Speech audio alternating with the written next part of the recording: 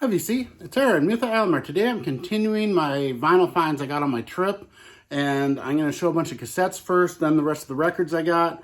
And all these cassettes were between $1 and $6. Now I saw a ton of them that I wanted. They were over $10 or somewhere in the 20s and 30s, even the $40 range, but I didn't pick those up. I just stuck to the less expensive ones, and I still got some great stuff. So I'll just show them. I'm not going to, pull them all out and stuff. I'll just show what I got here. First up, I got Whitesnake, Saints and Sinners. Saxon, Innocence is No Excuse, of course. Got that on vinyl. Got both those on vinyl. Then I got self-titled Keel. Keel, The Final Frontier. Love those Keel records. I got Lillian Axe, Poetic Justice. That's a great one. Here's a cool one. Rhino Bucket with Get Used to It. Awesome album. I love Rhino Bucket. Got a couple Loudness. I got Lightning Strikes. And Hurricane Eyes. Both great albums. Crocus with The Blitz. Some Fastway with Waiting for the Roar. My least favorite Fastway, but still good. Another Samson with Head Tactics. So I've never even heard this one. So that one's got Bruce Dickinson on it. This one I have a soft spot for. I've always liked him. Howard Jones, Dream into Action. Like that album. Here's a couple cool ones I didn't have. I have this on vinyl. Lynch Mob, Wicked Sensation, and self-titled Lynch Mob, which is actually the second album. Both great albums from George Lynch. I got White Lion with Big Game. The first Brittany Fox, which I also got on vinyl.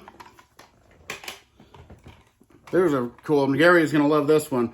Force Majeure from Doro Pesh. Found that on cassette. The Cars with Door to Door. Now I have everything, all the Cars on cassette through the greatest hits.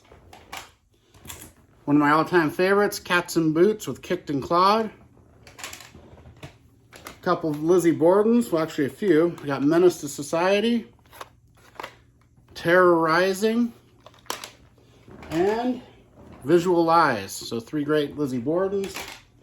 I got Trickster on cassette.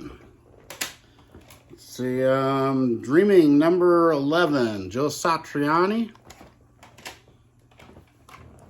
The debut from Sammy Hagar, 9 on a 10 scale. Raven with Mad, love that album. That's one of my favorite Ravens, that EP. I love that. Winger, Pull, my favorite Winger by far. Easily my favorite.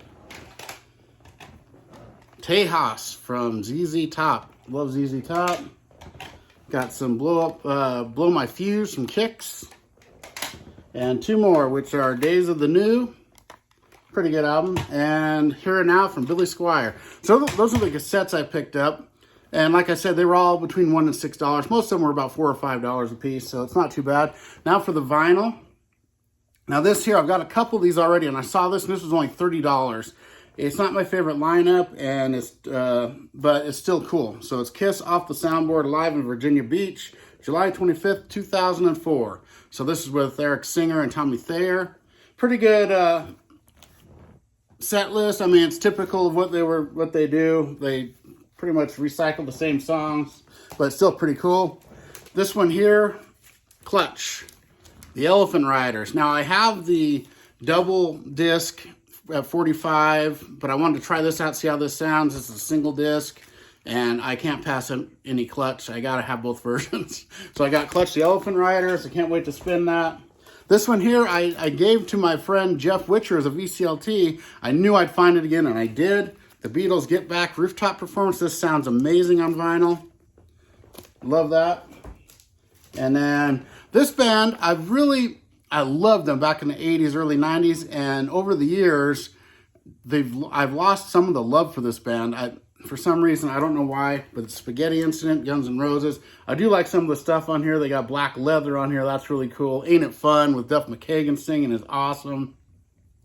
You know, there's some good stuff on here, and I didn't have it. But, you know, over the years, I've really come to not like Axl's voice as much as I used to, and so it's hard for me to listen to them a lot anymore. But still, I needed it. This one here is an import, so it's not an original, but I had to get this. This is Dirty Deeds, Done Dirt Cheap, AC/DC Australian version. And there's what's on it. And this is on a colored wax. And like my other one, I have, there we go, on the kind of goldish wax.